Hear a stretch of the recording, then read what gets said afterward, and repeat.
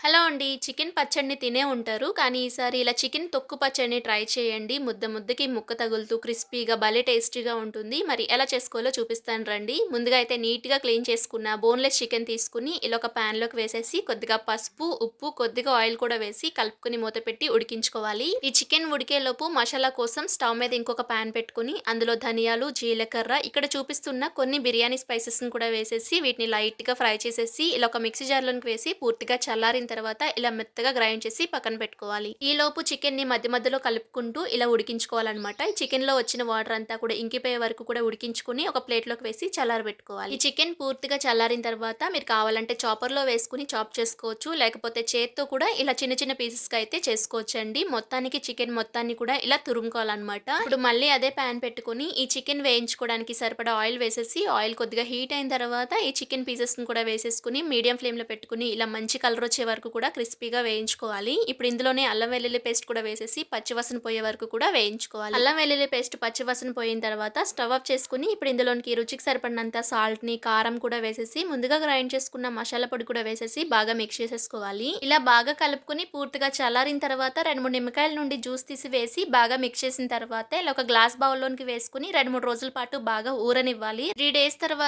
Oil ఇలా పైకి తేలి మసాలాలన్నీ కూడా పచ్చడికి బాగా పడతాయండి. ఇంకొకసారి మళ్ళీ కలిపేసుకొని వేడి వేడి అన్నంలోకి గానీ, లేకపోతే టిఫిన్స్‌లో గానీ తింటే సూపర్ టేస్టీగా ఉంటుంది. ట్రై చేయండి. నచ్చితే గనుక లైక్ చేయండి. సబ్స్క్రైబ్ చేసుకోండి.